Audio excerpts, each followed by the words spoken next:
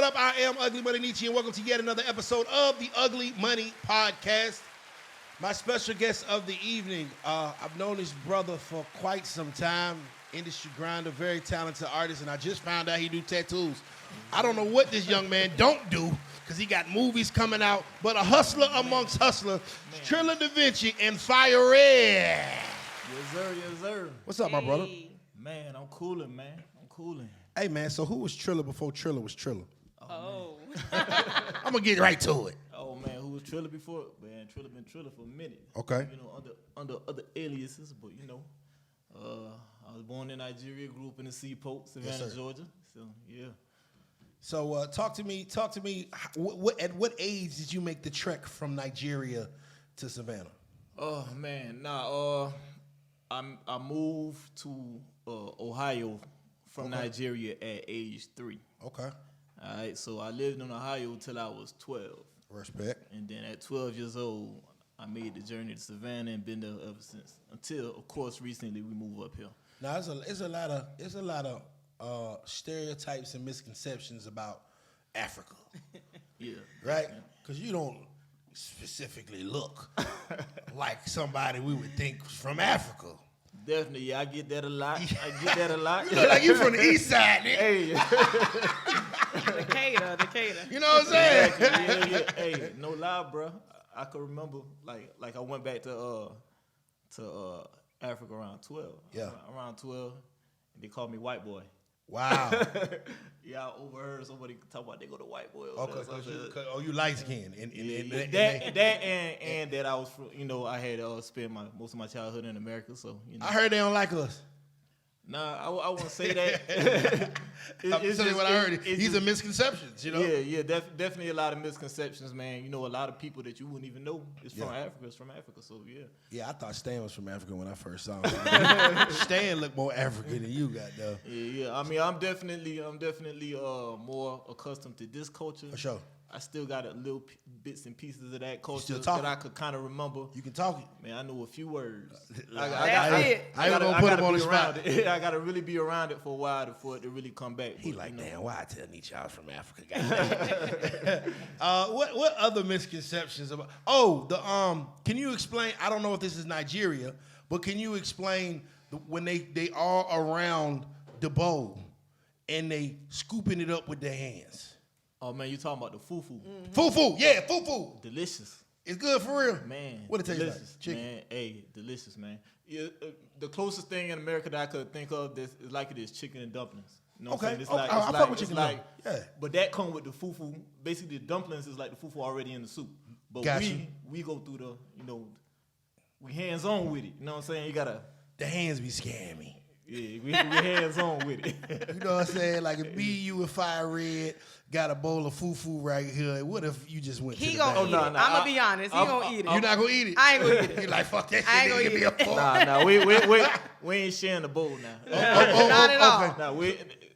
I can definitely see where it's more of a family. I fuck with you because I'm sharing the bowl with you. Oh yeah. Type of situation. Yeah. I could so you just don't go around just sharing the bowl with anybody. Like, bro, you want some? Yeah, definitely. Okay, because these niggas be, these hands be dirty and shit.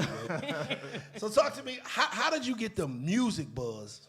The music bug before anything. I know there's tons of hustles that you have. Yeah, definitely, bro. I had the music bug since I was like 5.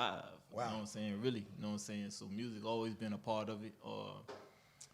I never really committed to it till I got a little older, but it was just like here and there, I write rhymes here and there, make little melodies, harmonies here and there. So long as I can remember, it's always been music and drawing. So. And then you became a tattoo artist. Yeah. Now that tattoo bug, it hit people. See, I got one tattoo. It's old. Yeah, it's old as hell. And so I remember when I got it I don't even want to say how old I am. I remember I got it a long time ago. And I was in Korea. And I remember I wanted to go back the very next day. Yeah. Y'all be wanting us to be like that too, don't y'all? Yeah, I love it. Be like, oh yeah, he come back, but is that tattoo fever real? Hey, for real. And I remember my partner told me, he's like, nah, bro, wait a month or whatever, so the tattoo fever died down because you don't want to put no stupid ass tattoo, something stupid on you. Like, what is the stupidest tattoo you have ever tatted on somebody? Stupid. I don't know. I can't really say like nothing really comes. That wasn't one of you, the ones that the girl put the tattoo of the dick on the throat. Or I ain't had no. That won't you? I ain't had. I probably advise against stuff like that. But so you would tell him why you gonna get the money. Like, okay, for instance, if I come to you and I'm like, yeah, bro, I really want Tekashi 6ix9ine on my chest, bro. You know what? I had somebody. Oh God. I'm not gonna say no names. Dumb nigga. Well, got a eyeball on his forehead. An eyeball on his forehead. On her forehead. On her forehead. Yeah. Was it like a third eye? Yeah. I guess that's what she was going for. She looked like a third asshole. But at any point in time, did you tell this person, hey, why don't you put it on your arm? Hey, or you just say, fuck it. They had their mind made up. And there was an artist, so hey, artists got different vision. Well, maybe maybe it worked for the marketing. Yeah. So talk to me about this movie, man. I see we got like I say, you a hustler amongst hustlers, man. You rap, you do tattoos. You're from produce, Nigeria.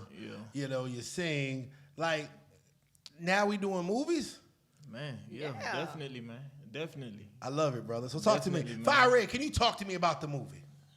Definitely.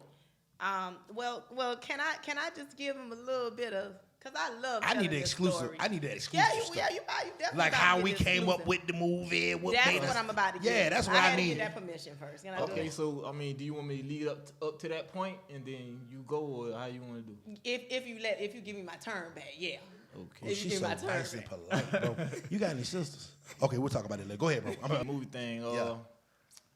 Doing music, you know what I'm saying? And I'm very goal-driven, ambitious, you know what I'm saying? So when I feel like I'm not making progress, I get kind of hard on myself. Okay. So I kind of just took a step back and just kind of reflect on the direction I was going in. And, I always wanted the music to kind of be like a gateway into doing other things, doing different businesses, getting into film, getting into all these other things. And when I took that pause, it's like, okay, why wait? Why wait? So I started going out and getting these different extra roles just to try to get my foot in the door. I went out to the BMF, one of the BMF auditions. Yeah. And the line was like crazy, like thousands of people. I can only imagine. Thousands of people, you know what I'm saying, trying to be on here and just waiting in the line for like hours and hours. And I was just in the line thinking like, I want to do this, but it's like, bro, there's got to be a better way. You know what I'm saying? Got to be a different approach, you know what I'm saying, to this. And somebody came up and they looked at the line and was like, dog, man, I just came in here to give 50 Cent my script. And when he said that, like, a light bulb went off. You know what I'm saying? So I left and I went home and I started writing. You know what I'm saying? So, and she got elaborate a little part on that she want to elaborate on. So he gets home, he start writing the movie. Yeah, literally. Okay. So he gets home and then he said, I stood in line. Well, first of all, shout out to 50 Cent. Shout out to 50 Cent. But he said, I stood in line all of that time and this guy just walked up and gave somebody and he said, I just came here to give him the script. So he was like, shit, I should have thought of that. I gotta be honest.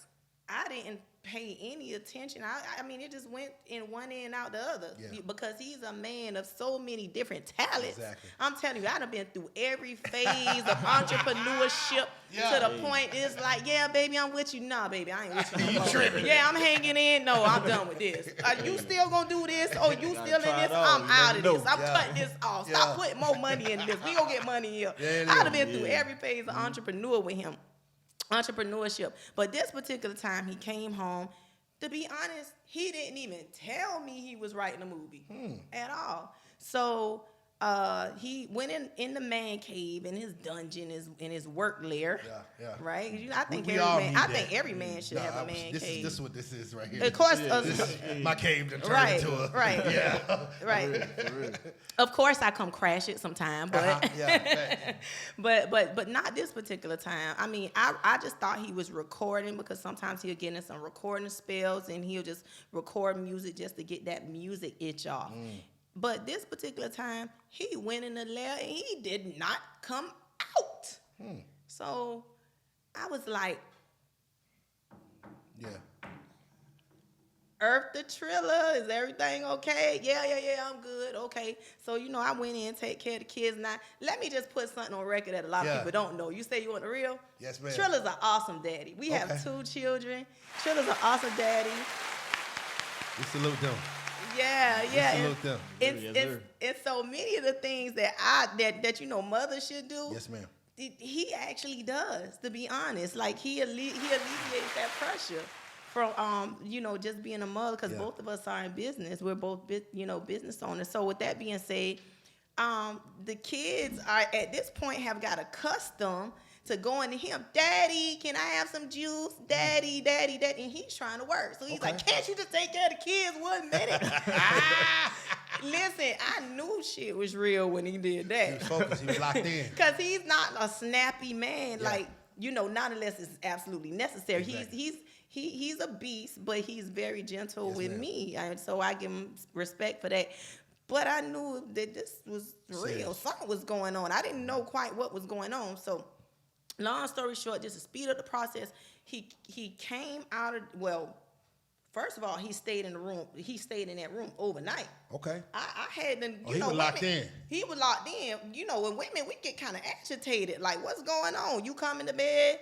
So I just got tired. I couldn't even wait up for him. I woke up the next morning. This joker still in there. He's still in there. That light bulb went off. So I'm like, you didn't come to bed. At this point, you know how women be. We kind of angry, agitated. Like, we what's don't. going Sometimes on? y'all don't see the bigger picture. Well, I didn't. I At that had to go look out the blind because I didn't know he was still there. To be honest, so he was like, "I'm working on something," and he said, "I'm working on a movie." Now you gotta understand. The movie he's never brought to the forefront with me. He done brought all type of stuff to the forefront. Fashion line, all type, Beat Break Kids, animation, TV shows. And I'm like, wow, movie, okay. All right, that's new. So he goes back in the lair and then he comes back out with this big script. Wow. Read it.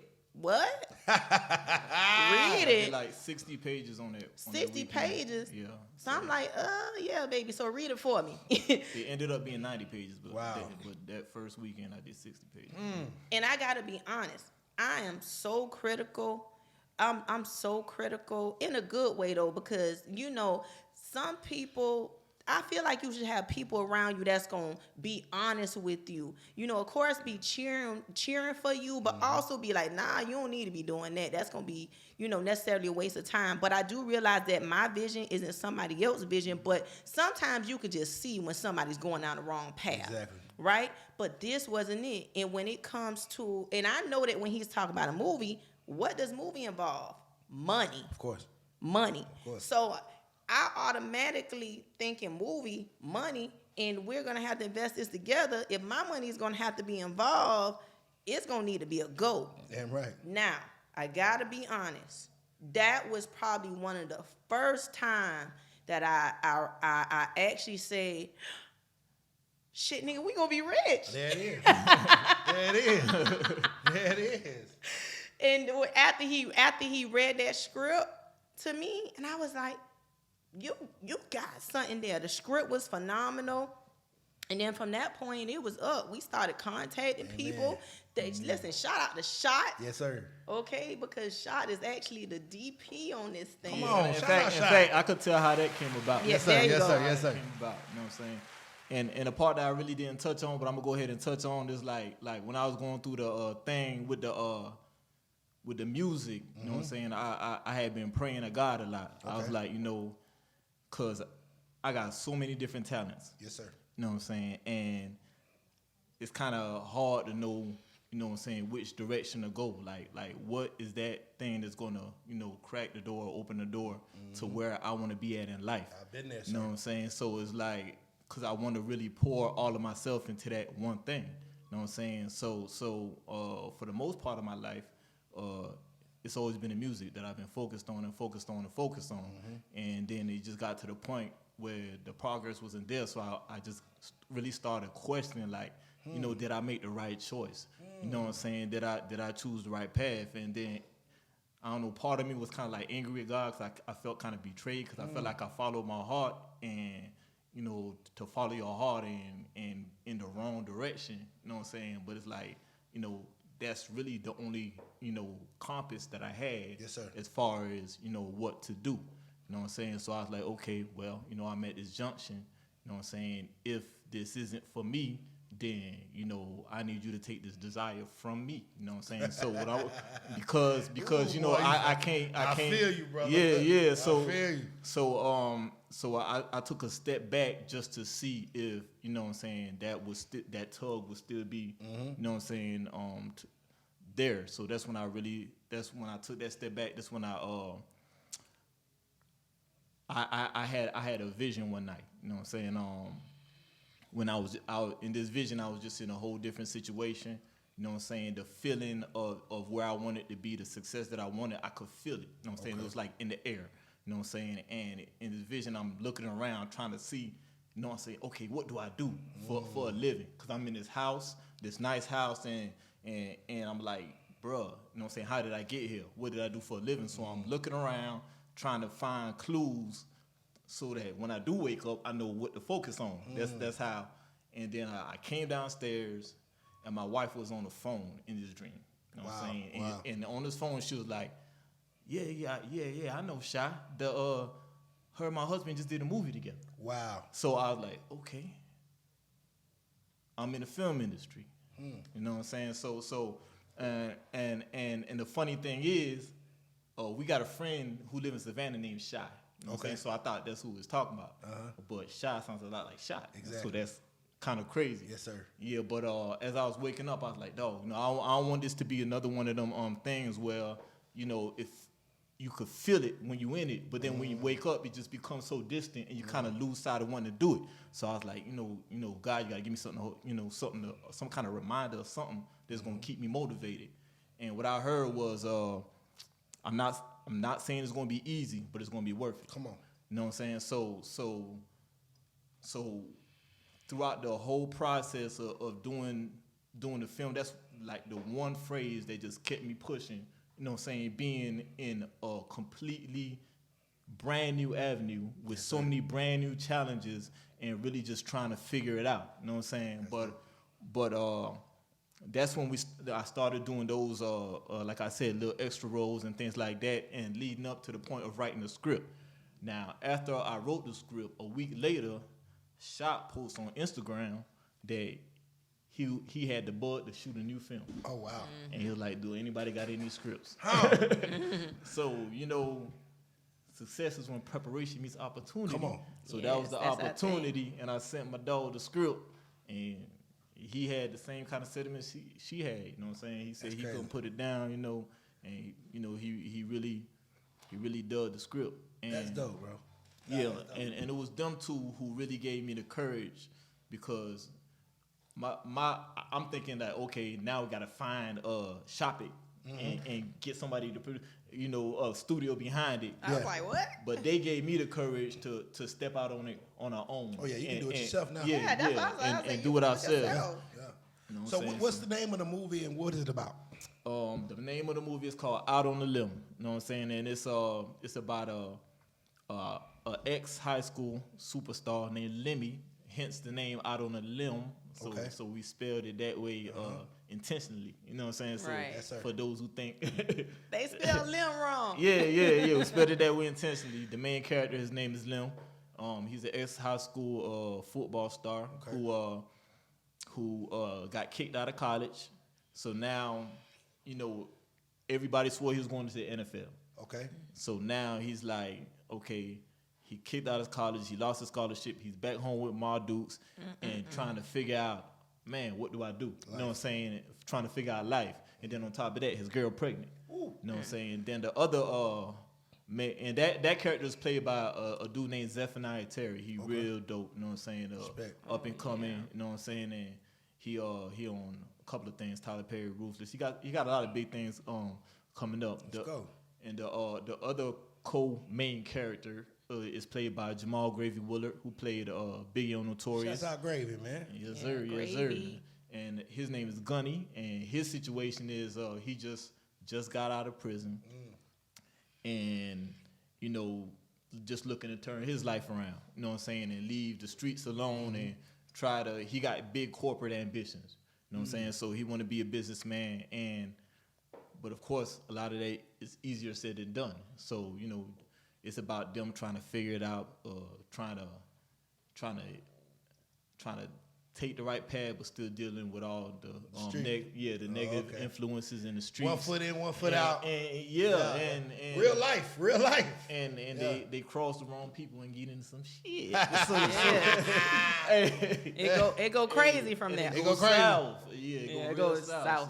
So, some twists and some turns. Yeah. I mean, we got to check that out then. We got to check that out to see what happens. Yeah, it's going to be that next classic, man. We calling it, man. You know, it's going to be that next classic, man. So speak it, brother. So, yeah, and that's one of the things I said, you know what I'm saying? Like, if nothing else work out, bro, you know what I'm saying? That I've done that. You know what I'm saying? And that's enough for me to, of course, that's not what, we're not stopping. We don't plan on stopping. Yes, sir. You know what I'm saying? But you know, just that is like, you know, to me, get that monkey off my back of feeling like, you know, I really didn't, you know what I'm saying? Not respect. Yeah. No, I think, you know, there's a story to learn by your whole ascension and your career of how things have transpired. Like I remember, you know, I mean, me and you was rapping around the same time when we was doing music. You was singing and everything, and I remember seeing you at events. And you know, I kind of had the same thing. I was like, man. Oh, no.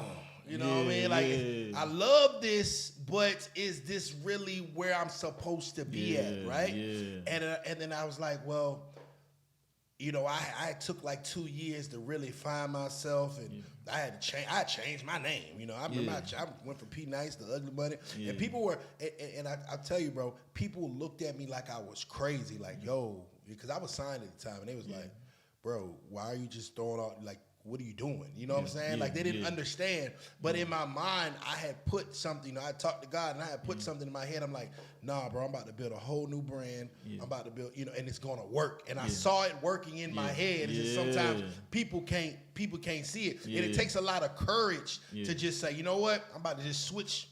I'm about to just go ahead and switch this thing up a little bit. You know what I mean? And then stand on it, you know, to the point where investing in it. For real. You know what I mean? Because that's exactly what I did when I bought this building. I was like, because I was operating in the spare bedroom of my house, and I was like, but you know, I've always been just a natural entrepreneur. Yes, sir. You know what I'm saying? I spend my life like all the time on things that I feel bet like on yourself. Things, I always bet on myself and things that I feel like is gonna you know, create that next level. But you know what's dope is like. Even with your music career, I'm pretty sure has opened doors for you in this next, you know, realm of your life. Like, you met Shot probably rap, you know, doing music, you know, and we didn't even get to that part. You know what I'm saying? Shot used to come out and record. You know what I'm saying? My performances. You know what I'm saying? He wouldn't let me pay him. I tried to, but you know. Y'all, by the way, y'all pay Shot. Make sure y'all pay Shot. Pay Shot. Hey, but you know that, and that's that.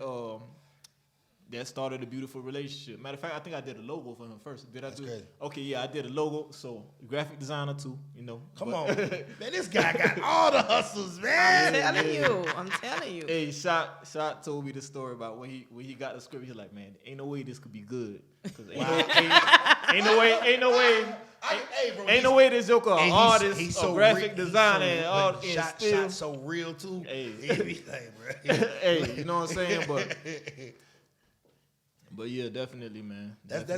Bro. That's dope, man. It takes a lot of courage, and I salute you. I salute you for following it. You know what I'm saying? Because a lot of people will just sit there at the house and wish it woulda, coulda. You know what I'm saying? Yeah. To actually get up and make that thing turn into a reality is an amazing feat, bro. And you know what I'm saying?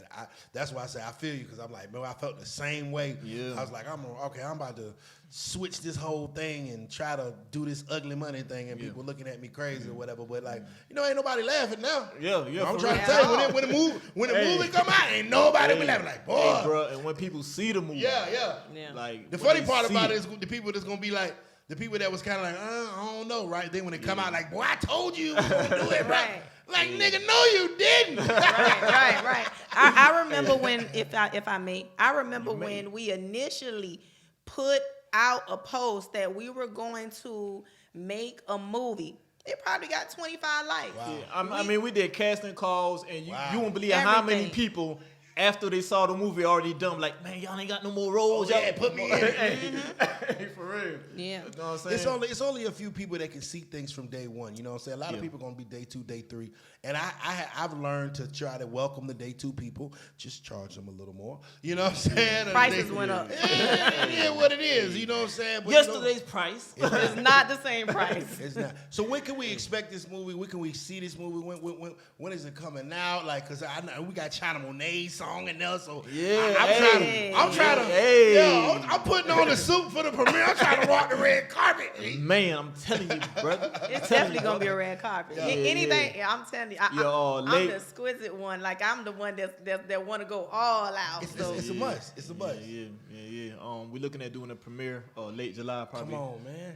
So that's and that'll be just for us. Yes, sir. Me. I'm coming. Even if I'm not about like shot, bro. Where the tickets at, bro? Yeah. But as far as the distribution, man, we got offers on the table. We got a lot of different connections. So it's all about seeing what works best for everybody involved. You know what I'm saying? Because this was a team effort. You know what I'm saying? For your first movie to have like gravy, you got Biggie in your first movie, bro. Like, how does that feel to be able to land people, like credible people on your first time out? Man, I mean, it feels great, man. And the story was so good that when we started doing it, to me, like I always felt like, bro, the story is gonna, carry it regardless of who's in it. You know what I'm saying? But when I reached out to Gravy and he was down, the character he plays, actually, I was gonna play the character. Okay. You know what I'm saying? But I'm a businessman. Talk about it, bro. You know what I'm saying? And I knew having somebody, I cared a lot about the actors who were going to be in this film. You know what I'm saying? And I knew having somebody who's known, shout out to Gravy and also Trey Chaney, who was in The Wire and who's in Saints and Sinners. You know what I'm saying? I knew having those two people aboard would be a treat for the other unknown upcoming actors, you know what I'm saying, to have on their resume. You know what I'm saying? And just to get them excited about being a part of something. You know what I'm saying? Because we were looking at this film to be a springboard and a jumping point, man. Like my life, I want to create livelihoods for people. Yeah. You know what I'm saying? I want the people in this movie to go from unknown to known to highly coveted. You know what I'm saying? So to be able to build whole entire careers, you know what I'm saying, off of what they did here, and they did do amazing jobs. Well, that's how legends are born, my brother. Yeah, they did amazing jobs, man. I tell you, bro, it's different. It's different looking at what you wrote and then seeing people bring it to life. Yeah, it's like crazy, bro. And these were some real dope, talented actors, man. They like serious about their craft, dedicated people, and they brought it to life, bro. Well, that's how legends are born, brother. You know what I'm saying? It's one thing for a man to bring success and wealth to himself. But when you can look 3 people to your right, 3 people to your left, and everybody's successful as a result of being connected to you, that's a legend. Oh yeah, that's beautiful. I mean, it's a different feeling. It's a different feeling because I still love the music thing. I still love being creative, and I'm still in the studio, still coming up with dope songs. Still about to put out a lot of music, but this was different for me in that it wasn't about me. You know what I'm saying? And that made it so much bigger for me. You know what I'm saying? You know what's crazy is the movie can then in turn feed the music career. You understand? You understand? All you got to do is get something to catch. Yeah. Because once they catch on to it, it's over with. 50 Cent still rap on the intro of Power. Yeah, for you know real. what I'm saying? And being able to do it on your own accord with the music is a beautiful thing. You know what I'm saying? Not being so having to play the politics so much. You know what I'm saying? Just being able to love it and be creative with it. What's been the hardest part of like this process of creating your first movie? Hardest part. I mean, it was a lot of challenges, man. I would say time. Yeah, the time getting everybody on. You know, when we set up these days, the shoot days, just getting everybody on the same accord, make sure everybody's schedules matched up. Because we shot this in the pandemic, so getting locations was a big challenge. You know what I'm saying? So there was a lot of challenges, but I can't really say nothing outweigh the other, because you know I loved all the challenges. You know what I'm saying? I love, you know, being in the position where you had to figure it out. Yes, sir. You know what I'm saying? Because you know, I admit that was a lot of growth for me. Come on. You know what I'm saying? Because just knowing that, bruh, you know what I'm saying, the more things you figure out, the more empowered you feel. Like, bro, there's nothing I can't figure out. You know what I'm saying? There's nothing I can't figure out. There's nothing that I can't do now that I see that, you know what I'm saying, no matter what was thrown at me in this journey, I was able to figure something out, or we was able to figure something out. And one of the dopest things that I got from here is that, like, teamwork make the dream work. You know what I'm saying? Teamwork make the dream work, man. And it was just a blessing to have people around this whole situation, and just seeing so many people dedicated to one vision was just a beautiful thing, man. I can't wait to see the movie, man. You got me excited, man. I'm ready to go out on a limb. I'm ready to go. And so, Miss Fire Red, you know, you being the lady of the house, how did you manage the time that he had to be on set and things of that nature, as well as, you know, keep the house going? Yeah, she was on set. She was on set. I was on set. Well, first thing first, I was on set, but I was not on set in the rain, okay? Because Shad and them was out in the rain. I was like, rain, so I'll bring the snacks after it start raining. Yeah. But for the most part, if I can just go back to what he was saying and what you were saying in reference to the process, like, was it easy? I'm going to give my opinion. I'm going to give my opinion on that. I don't think it was hard at all. I think God put everybody in place for us. It was easy. People that could not typically be reached, we were able to reach the actors. We was able to reach entertainment lawyers.